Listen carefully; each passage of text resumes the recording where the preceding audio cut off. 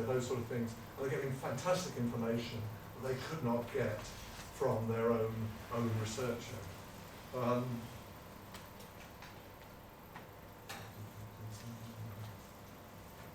Other sites, let's move on to, I have to talk about it. What's going on on Twitter?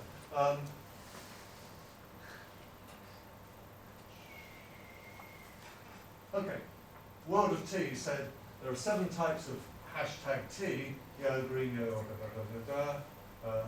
These are Papa Teresi, who you may know, who I follow not because of this. Then there's hashtag MCA, hashtag Chicago, da da da, the something of Metropolitan, what is it? Museum of Contemporary Art in Chicago, and she was answering someone else about art. The hashtag used to just mean number. So hashtag 2 would just be read as number 2, and there are all sorts of uses of hashtags pre-internet across different sciences, maths, all over the place. I have another one. Oh yeah, Jean Burgess. Twitter this weekend has been an endless stream of hashtag Eurovision hilarity interrupted only by SBSE Eurovision when Australia takes over. I don't really know what that means, but people in the room may do. Hashtag has become an essential part of Twitter. It was suggested by a user in 2007, and it's the local take-up.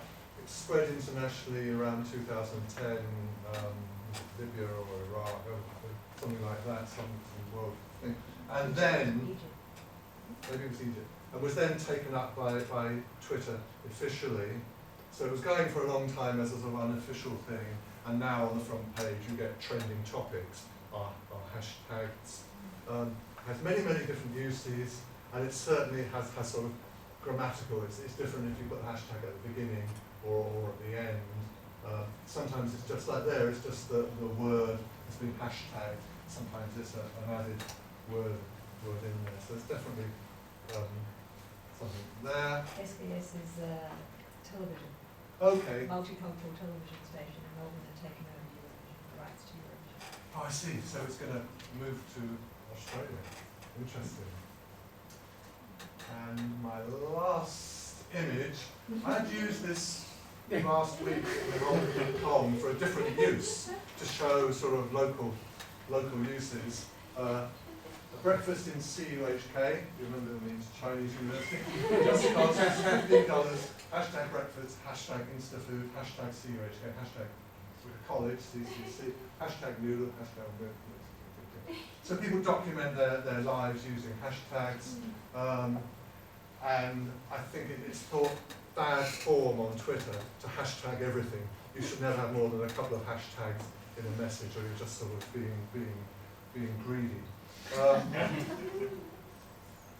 And what really intrigues me about this is we're on Flickr, we've gone away to more modern Twitter, and this is just moving back. The person is using something that I guess they learned on Twitter and now using it here.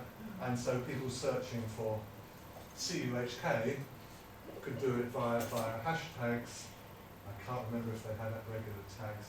But what seems to me is tags have moved into the main text, and maybe you don't actually need that separate list. You've got a way of searching for something in the text just by adding hashtag.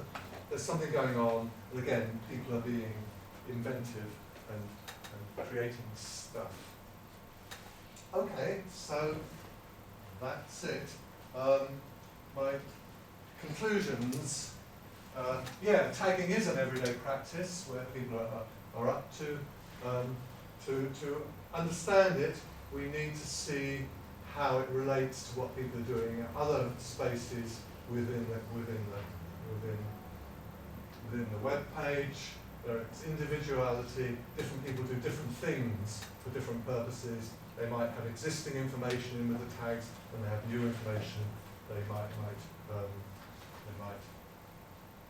use other things, like poems, those sort of things.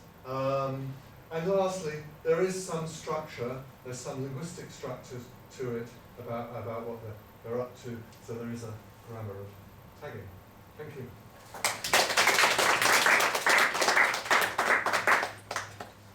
Questions for our two speakers? Skye, just for David, kind of factual really. Do you look at how people read tag? A hashtag in Twitter. I mean, you can you set that hashtag right, and you can see everything that's going through on that. Yes, yeah. You can't do that in Flickr, can you? Or can you? You can search for a tag, yeah, everything that's tagged, yeah. But I mean, in Twitter, as the messages come up, you see them. Is that right? As somebody posts a message, if you set that hashtag, somebody posts a message with that hashtag. Yes, you can be looking at that Then hashtag. Yeah, they'll yeah, come up. You can't sort of get alerted that the photos come with that tag. Yes, you can, yeah, which I think is what the Orchid person must have been doing. Because it's a kind of reading of tags, isn't it? Yeah, and the timing is very different. Again, with if I put a photo up, I really hope I immediately get one view. I don't get many views overall. You know, but it's nice if I've just put a photo to get one view because it's gone somewhere where people have seen it. You know, and I may get a couple more in 2 days' time, whereas it'll be out of date on the timing is so different on Twitter. David, I wonder to what extent it's joining up to the first presentation this morning and others, that the dreaded word curating seems to have been exercised quite a lot today. Seems to be happening on quite a lot of levels, but I wonder whether you think that the person who was doing the GA tagging, the Anthony Goldman tags, they're sort of doing that, aren't they? Yes, absolutely. They're doing, yes, they are, and the Orchid person. And the Orchid person, yeah. So they're doing sort of more systematic, better tagging? What's better? I mean, Yeah, I thought the poem was fantastic. Yeah, I thought what that brilliant, did on yeah. the last day just sort of amazed me. Yeah. I use curating. I'm not trying not to see Ilana's gaze at the moment. I use the word curating to say that it's your website, that's what you do with it, and I create my set of sets, and I like my set of sets, and I join certain groups and that sort of thing, and I want this photo located in with colour, I want it there. I hope that people look at my site, you know, do treat it in a serious way, say, oh, his colours are great, you know, those sort of things. So I feel I am curating that, I'm responsible for that, and it's only going to exist if I do it. Does the word exist in within Flickr? I mean, do people use it as a tag or? Yeah. It must be. It must be. I think People look up tagging. Curating. I've never seen it discussed as curating. No. So we could start it here. Is it acceptable? Would you be happy for the user, for me to be curating? I can see that the Gormley person is obviously curating. Would I be happy for you? It's being ironic, but I'm not quite sure how it's being ironic. I want to use the word curate to say what I do to my photo site, where I organise the photos into sets and that sort of thing. Yeah. You think it is curating? Yeah, I'm worried it hasn't got the expertise. That Gormley person is an expert on the sculptures of Gormley.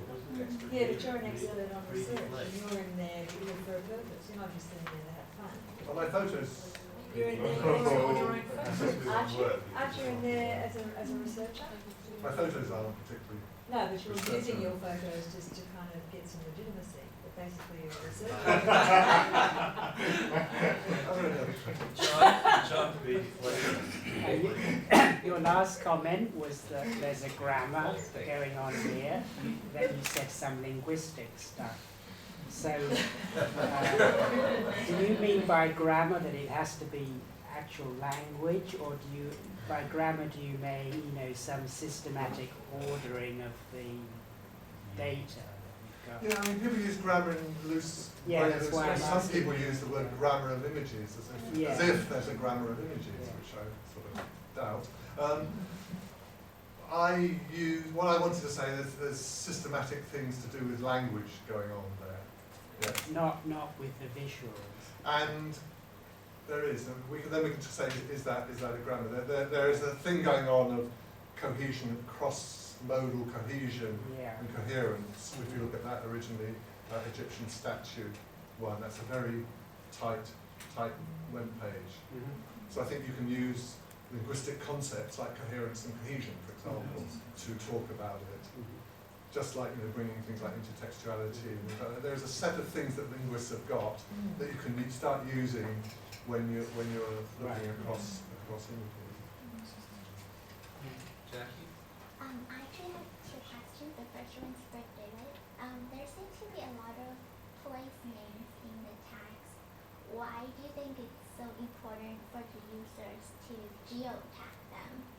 I've noticed that Instagram and other online platforms too. Why not tagging morning, afternoon, evening? Yeah, Why is place more important for people than Yeah. time? Now you could just put it on a map, whereas 3 years ago you couldn't put it on a map, and it was very common to put. But if you look at the history of photography, what you used to have was photo albums, and what you would then have was who, where, and when. Auntie Jean, summer 1893, Bognor Regis. That's what you had. That's how photo albums are tagged. So I think it's part of a photographic practice that's been going on for 100 years, quite honestly. The collection was about Suffolk. I'm from my hometown is near there, so I'm bumming, ditching, and people like I was like, ooh, I know where you are. So Yeah. they sort of in my mind sort of tracing a map of. That was quite curious to me, the sense of that sense of place. So, Every town and village has a Flickr group, a group of people who are documenting that village and the woodlands near it and the pub and things like that. Any idea what percentage of people would be using Flickr just to share photos with friends, like Facebook? You can't get those It's impossible. percentages. It's like, Oh, like I saying mean, how it's many a- Flickr users are there, and you find that there's 20 million who've never used it but have accounts. So This is kind of like just putting I'm sure that a lot of people just put their pictures on the cloud so Yeah. that their friends can see them easily and their family. Yeah, So they're that's what- sharing their pictures yeah. when they went to Australia.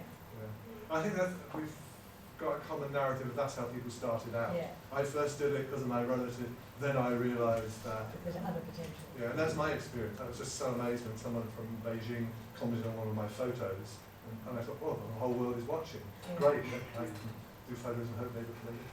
Did you have a second question for Camilla?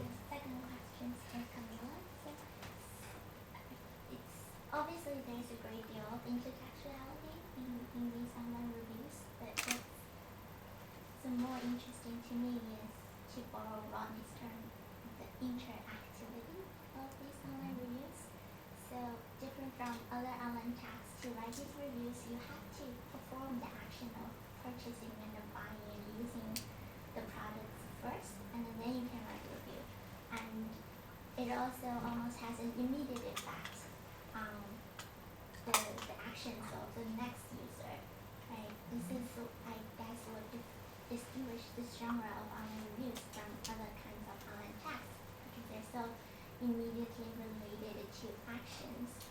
And I feel like this action of buying and purchasing might be one way to get into this discourse of consumerism issue. Just wondering what you're thinking. Have you looked at what people do before they write a review, and what they do after they write a review? it's interesting. I think that's the assumption, and that's the assumption things are working the way that they're supposed to. You are supposed to have purchased the product or viewed the film or made the recipe, right? But we see instances where people are using the spaces perhaps in alternative ways where they haven't done those. So that may be an assumption on the part of the, web hosts or, the particular websites. But it's a really interesting observation that's the default, or that's what we expect, and that maybe separates out legitimate reviews from those that are fraudulent, right? Because those are not tied to actual direct experience. I like that, and I'm gonna write it down and think some more about it, so thank you for that insight. Because it seemed to me that the one about the person on the Becky, whatever it was called, was just trolling you. by saying, I think the way to wind up that community is just to say, oh, that's going to take far too long. Uh-huh. And everyone just stepped up. Yeah. So I was wondering, did you see kind of common CMC traits, or was there something different about reviews that people didn't behave like blaming and trolling the usual sort of thing? So those kinds of inflammatory kinds of posts are really the exception rather than the norm. I think we see more constructive, people trying to help others, you know, provide information. I mean, that's really the driving force. I think that the majority of people, when reviewers, when they're interviewed, for example, in communication research, will say things like, you know, I'm driven by altruism, or I want to help others provide information. So those kinds of behaviors that are counterproductive, let's say, are few and far between.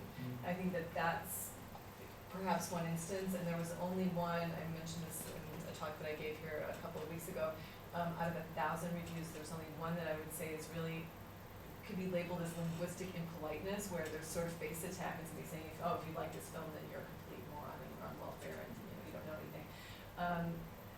And interestingly enough, that happened on the only site where there is no user ID information provided, so on Netflix, which doesn't include profile, doesn't include a user ID. So in the most anonymous sort of forum, we had that instance. I would say in terms of anonymity and self-identification, Epicurious is maybe the next, like it's not, people don't tend to use their real names. So we have those instances, maybe they're happening on the sites where there's less, this is tied to who I really am in my online and offline sense, yeah. I was impressed with the research because there's a maxim that never read below the line on the internet.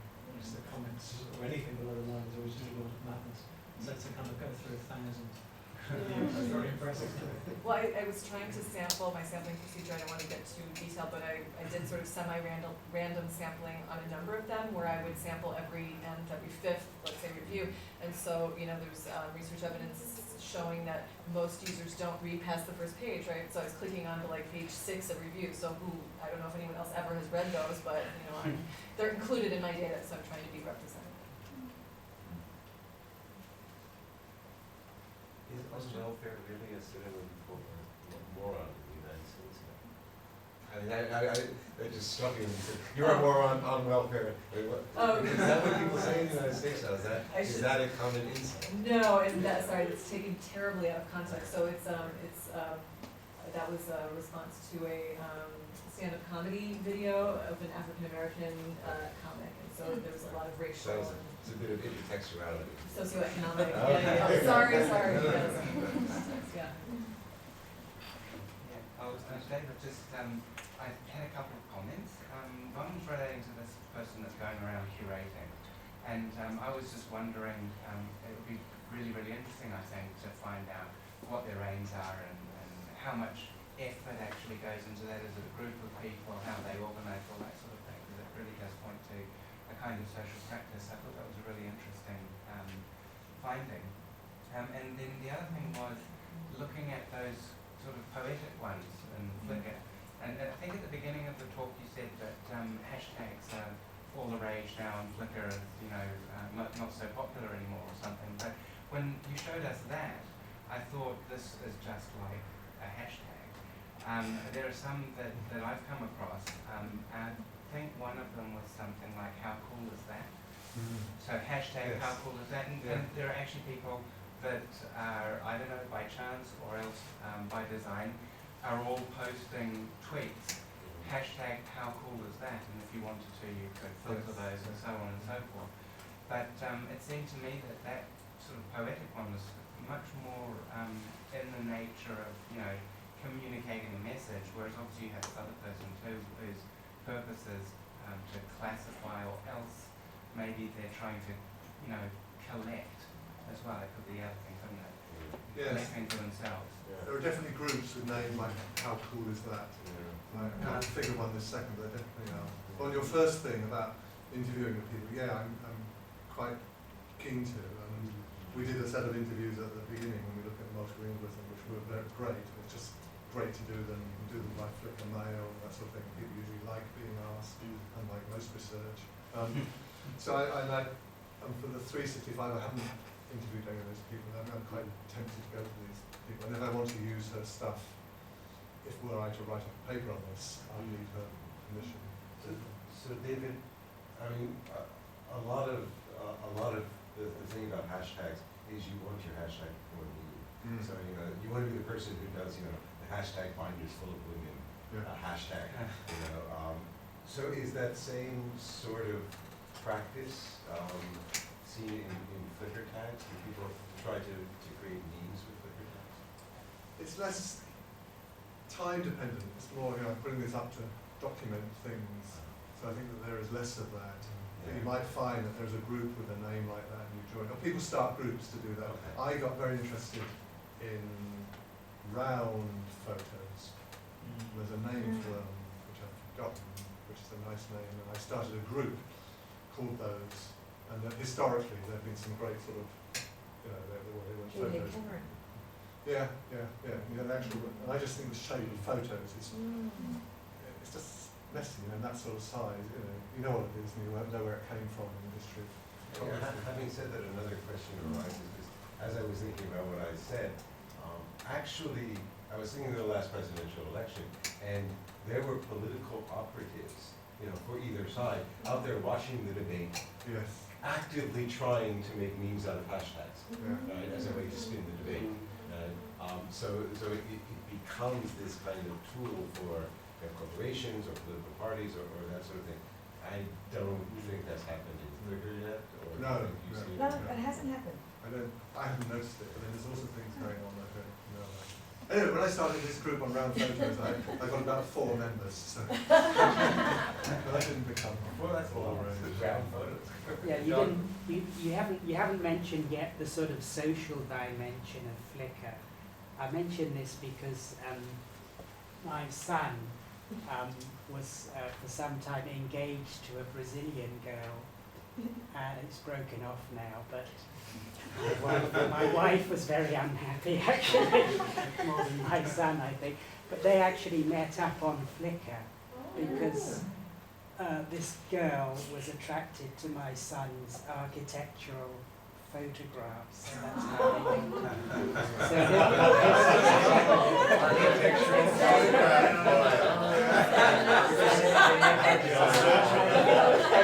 I guess my question, have you had any young ladies contacting you about your back yet?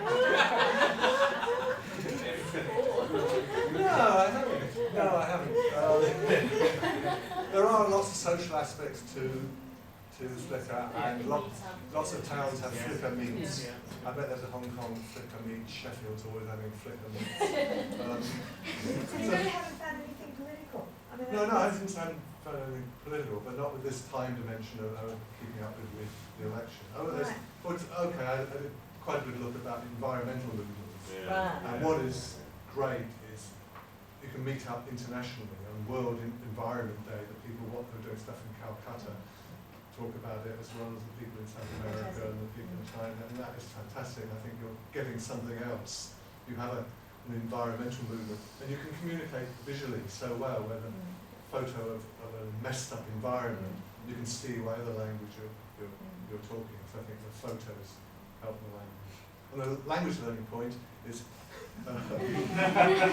somehow photos, you can talk about photos, and also that it's sort of structured. When someone sent me a comment in Italian and I wanted to say thank you very much, or whatever, or the other way around, I would say that's great, I could easily find out how to say that's great in Italian. It's structured and supports you to try out things.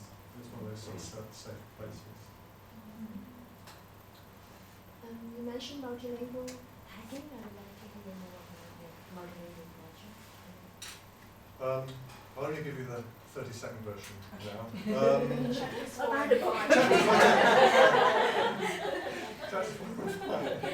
I looked at Spanish English bilinguals, and Carmen looked at Chinese English bilinguals, and found lots of interesting stuff going on multilingual usage. More later. Carmen will. It's not related to your talk, sorry. All right. You said towards the end that some of your reviewers actually borrow advertising discourse. Okay. Have you ever considered actually they're authentic advertisements? You know, some reviewers actually paid to write reviews because it's happening in Hong Kong too. So how do you deal with that? Yeah. So how can you be sure that they are all, you know, everyday Authentic. Yeah.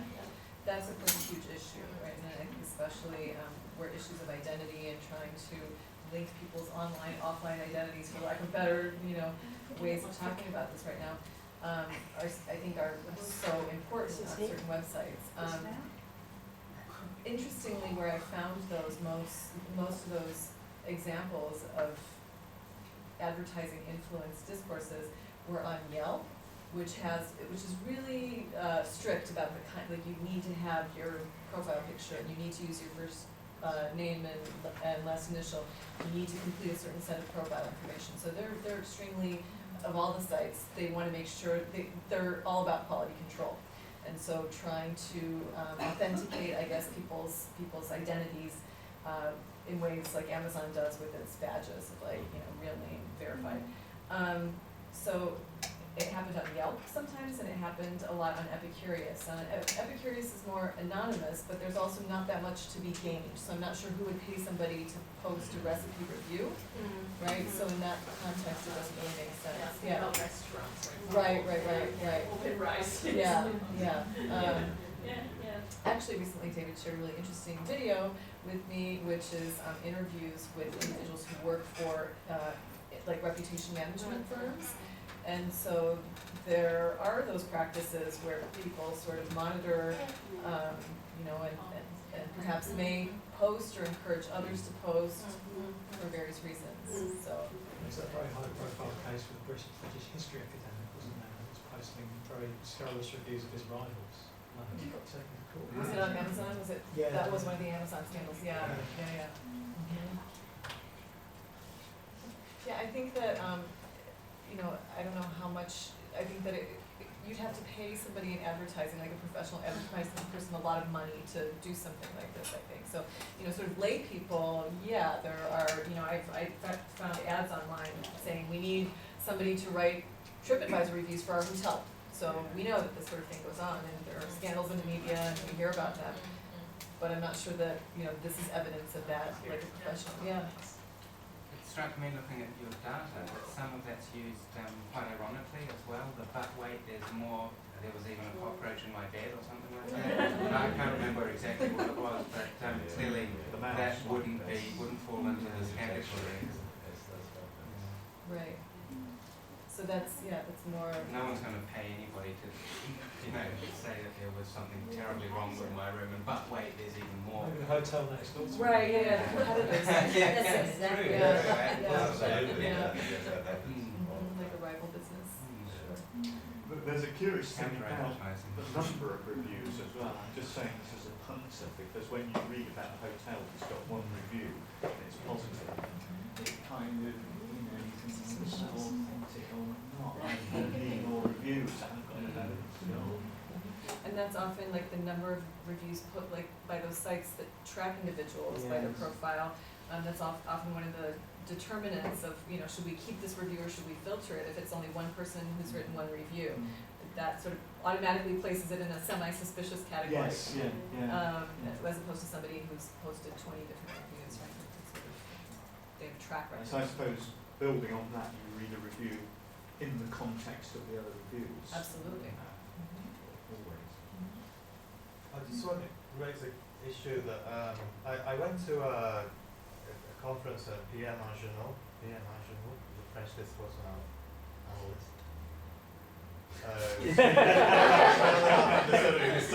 Was that a tag?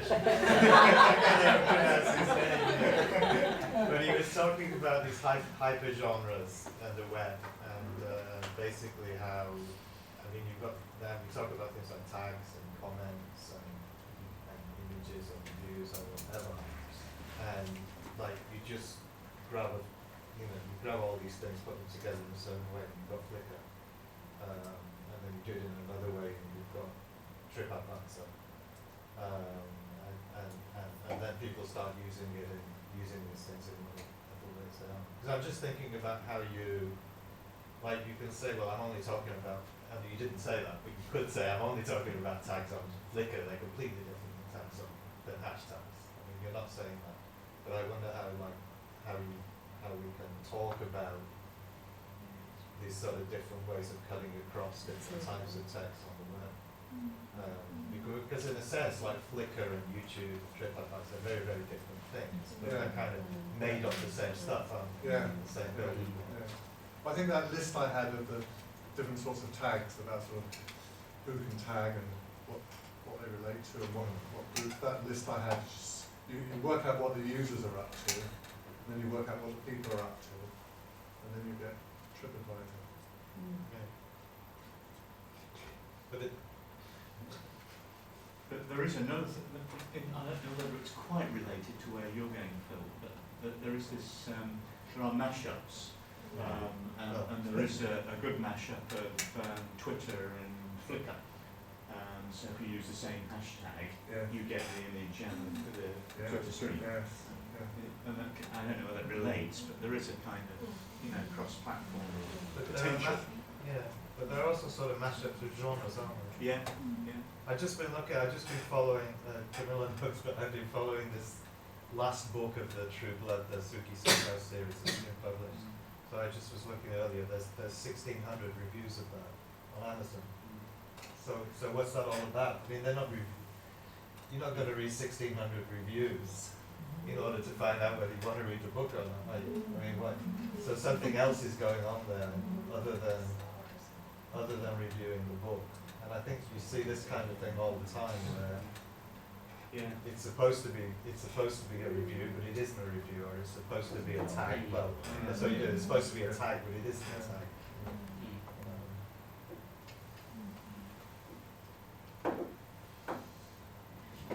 Any more questions, comments? We've still got some time. Leah? Question for Camilla about use of humor and comedy.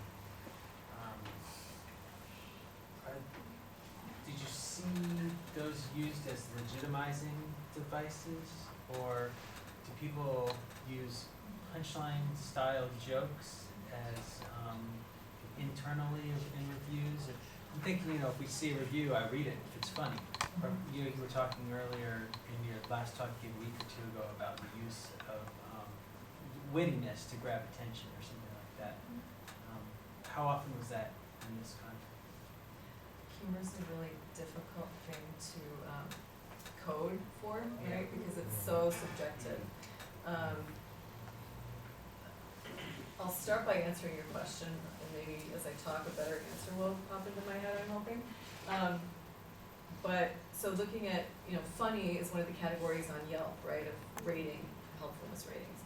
And so I looked at all, however many 200 Yelp reviews that are in my data set, and looked at the ones that have received some ratings for funny. Most of the reviews don't have a lot of those, by the way, so the default is probably no ratings of any sort, but some have 1 usefulness and 2 funny or whatever. So I was looking at are there any shared properties of those texts that are rated as funny in my tiny little set there.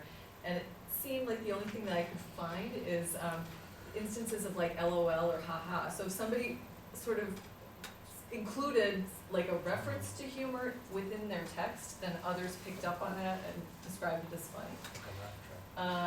Yeah, exactly. So and it's kind of tell people what you want them to believe and they'll give it back to you, that kind of principle I think happening there.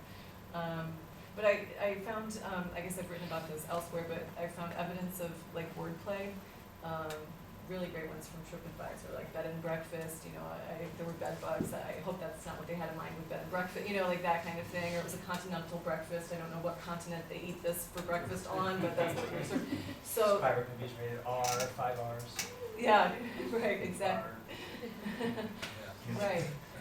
So I think that people do sort of attempt to be witty in different ways, but it's I don't have an analytic vocabulary for talking about humor. I think in a more developed kind of way. So I think that's something that's areas for future research. Good question. I have one question. We have been talking a lot about outdoor film and architectures of the website, and so were the 5 different websites that you used to collect the reviews, did they actually allow or encourage or prohibit kind of references and interactiveness? Yeah, so I think the setup definitely either fosters or inhibits, right? So I think I may have mentioned this a couple weeks ago, on Amazon, there's a space for comments. So you post your review and then other people can respond to your review and write a comment. So there's a designated space by the website for that kind of interaction to happen and threaded discussions to evolve.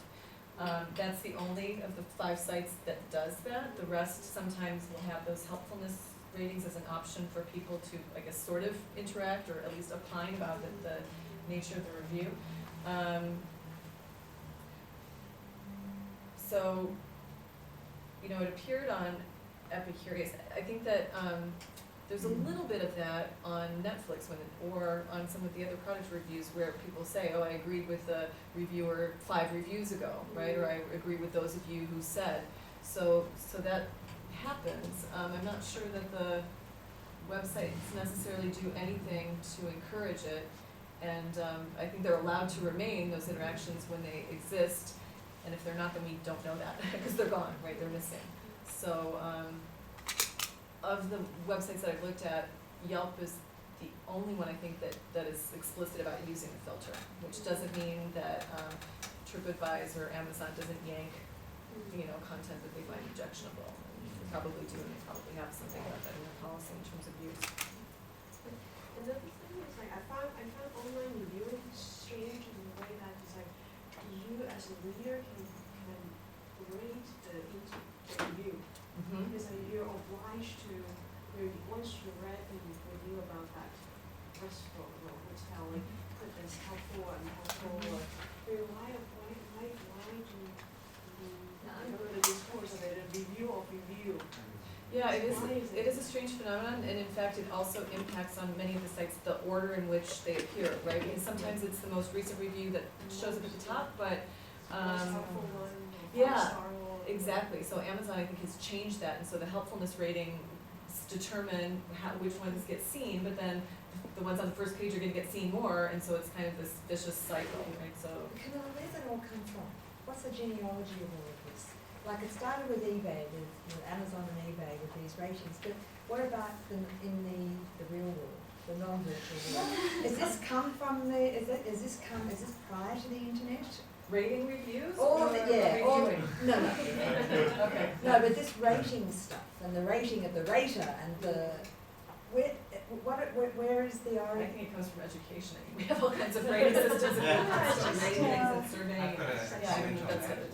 I think probably one of the earlier sites to do that is Slashdot, which is a techie blog. And they had lots of problems, I guess, with things like flaming and that sort of thing. I think there are 5 different categories that you can rate on a Slashdot post.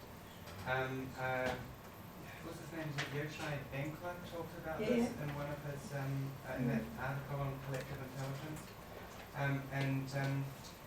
So he basically talked about the collective or crowdsourced reviewing, so that you can sort of peer review and get the best comment. Right. And so if you look at that article, it's about 2000 or something like that. Linux and Cosis Penguin or something like that.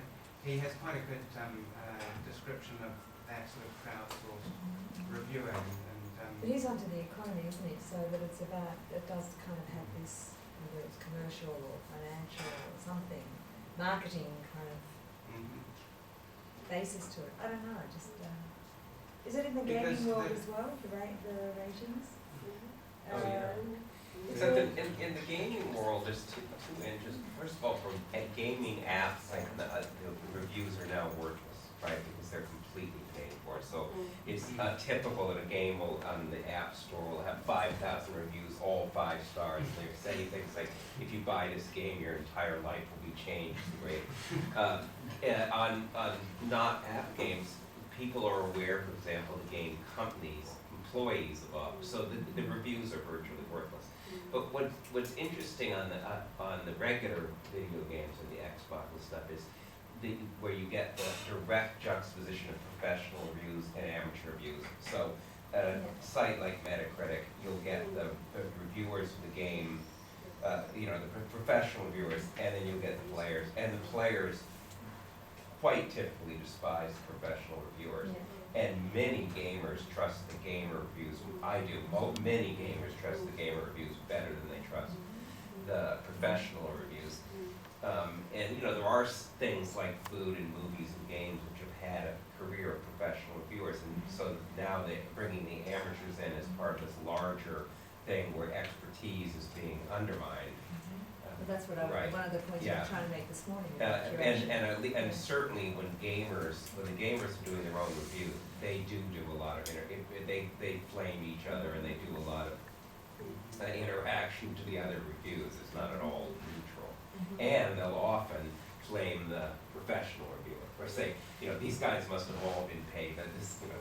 So, yeah, I mean, it's quite an interactive deal, and gamers have opinions, and game companies listen to their opinions, so, So you know, then, on boards. in the context of Camilla's research then there are a lot of people who have got a lot to win and a lot to lose. So there probably is that whole economy in there too. Sure. But, Oh. yeah, which would be really interesting to look at, especially TripAdvisor. Then when it's about people making money out of hotels And there are people working. which is why Alice's question. Yeah, people in artificial intelligence and computational fields trying to devise algorithms, right, to detect the fraudulent reviews. And I think that's an area of development. So how can we tell if something's a phony review posted by somebody for paying for profit Yeah. versus a legitimate review? And there were revenge reviews. I know there's some business people, restaurants are weird people. Sometimes they get revenge for some other Right. kind of some like one of these reviews, and they can hurt you terribly. Absolutely. It's funny that you mentioned that, because at Camilla's talk a couple of weeks ago, I was telling a personal story, because my partner ran a restaurant in New Zealand. It was just a small restaurant, and our livelihood somewhat depended upon it. And you get these things happening where you look at, and you know, because it's your place and it's small, and you know who comes through the door, and you're paying attention, you know who wrote the review, and you know they're lying. So it's a really hard thing to deal with. It's a hard thing to deal with because you can't say anything. Right. It's just quite, yeah. I I saw an interesting, just one more comment about that. You mentioned food critics as well. There's a crisis of identity amongst food critics these days, from what I can tell, because I've just been involved in this industry.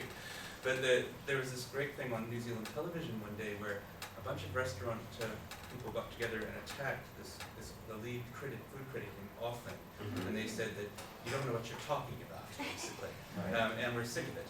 And so the media really put a hold of this. And then his response was, but I'm not supposed to be an expert. I'm supposed to represent the everyday person. And that's what food critics are really supposed to be. And then the TV station had this thing of, text us with any comments you might have. They do this all the time. And people were writing in and saying, nonsense. We don't need that from you. We need you to be an expert. We've got loads of comments on the websites. We don't, so we have, the everyday person has a voice now. So you're being disingenuous. You should be the expert. And the fact that you're not means you're not doing your job. And this came back, to bite him. Yeah. So it's that's a fascinating idea of kind of the expert saying, people now have the opportunity, so I can now go back to being an expert. That may save some of us academics. The ones that really get me on Amazon, I must say, is the people that review the condition in which the book came. And say, well, I haven't read it yet. And it came on time, or it got a wrinkle. Not helpful. And they give stars for it. Yeah. You get that with music too. The recording isn't very good quality. Yeah. Soundophile people. Yeah. They care about how much it crackles. Yes. And then they give it a 1 star for that. But most people are wanting to know the music, what they thought of the music. The music, right. Yeah, it's different reasons. Yeah. And any more comments or questions? I have time for one more. They have websites reviewing teachers. Oh, yes. Offenses. Oh, frightening things, those are. Frightening. Yeah. And CPU is high up on there. I mean, somebody. There is the United States a site to rate the hotness of your professor. Chili pepper rating. Yeah, chili pepper. you high up quite there, quick. Jim? You're at the top.